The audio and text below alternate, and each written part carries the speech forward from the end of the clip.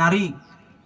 আৰু সেই পূজাটো সেই কাৰণে কৰোঁ যে আকাশৰ ভগৱানৰ যি বৃষ্টি, সেই বৃষ্টিয়ে যাতে এই ধৰিত্ৰী মাতাক উৰ্বৰা কৰে, সময়ত বৰষুণ আহি উৰ্বৰা কৰে, ভাল আমি যাতে ফল পাব পাৰোঁ।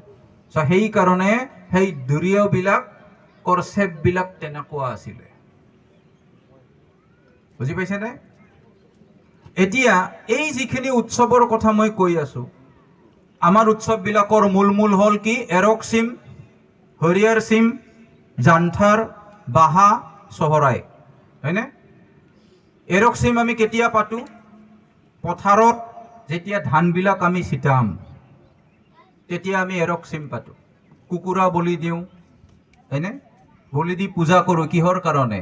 হে প্ৰভু, আমাৰ এই যে ধানবিলাক হ'ব, তাতে যাতে কোনো অপায় অমংগল নহয়, সময়ত যাতে বৰষুণটো হয়, সেইকাৰণে আমি এৰক চিম পাতোঁ।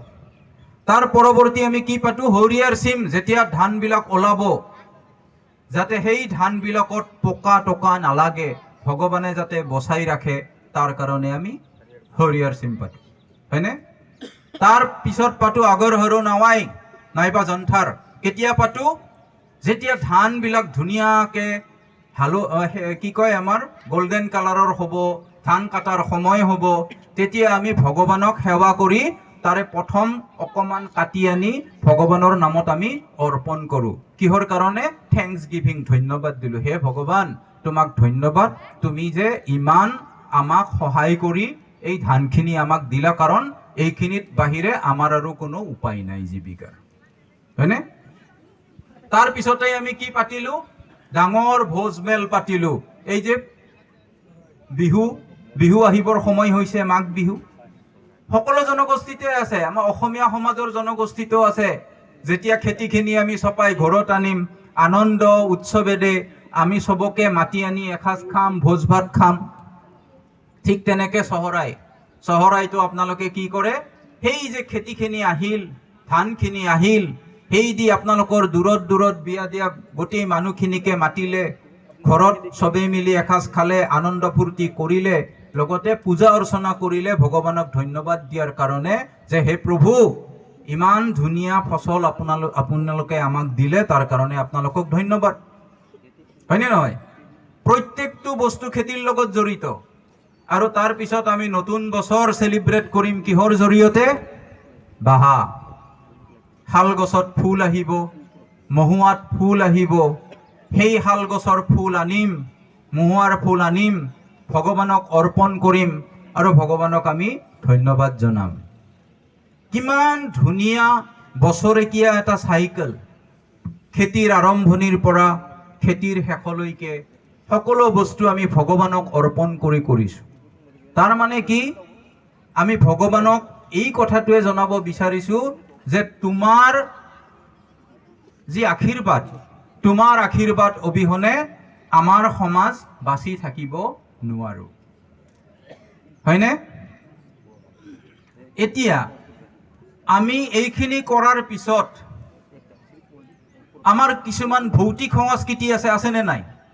আমি ইমান ধুনীয়া জনক এই যিটো ঝাৰু, যিটো আমি নিজেই ব্যৱহাৰ, আমি নিজৰ যিখিনি লাগা সম্পদ, আমাৰ যিহেতু ইমান বেছি টকা পইচা নাই, আমি নিজেই বনাই লওঁ, হয়নে?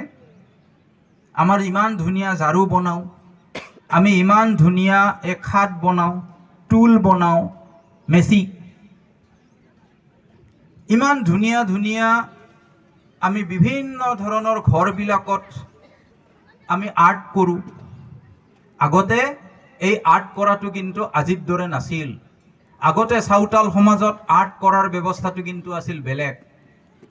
সেই ঘৰৰ আৰ্ট এটাৰ পৰা বুজা যাব লাগিছিল এই মানুহজনৰ এই ঘৰটো মঞ্জিৰ ঘৰ নে এই ঘৰটো পাৰানিকৰ ঘৰ নে কি কয় আমাৰ জগমঞ্জিৰ ঘৰ। সেই আৰ্টৰ জৰিয়তেই বুজি পাব লাগিছিল। আৰু এনেকুৱা আছিল মানুহটো কিমান সম্পত্তিশালী, সন্মুখত ফুলৰ লাটা গাছ আৰ্ট কৰা হৈছিল, এনেকে লাটাটো ওপৰত বাগাই গৈছিল, তাৰ মানে দেখিলে বুজা যায় এই মানুহটো বিৰাট ধনী ঘৰ, এই ঘৰটো বিৰাট ধনী ঘৰ, মানে এই মালিকটো বহুত ধনী।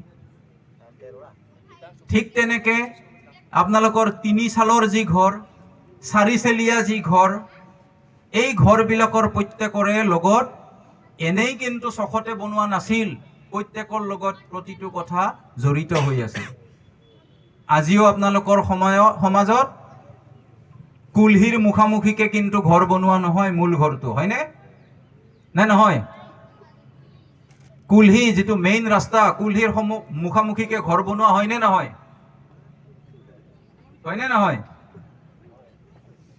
মই নতুন চামক সুধিছো নতুন লৰা ছোৱালীখিনি সুধিছো কুলহিৰ মুখামুখিকে মূল ঘৰটো বনোৱা হয় নে নহয় সাঁওতাল সমাজত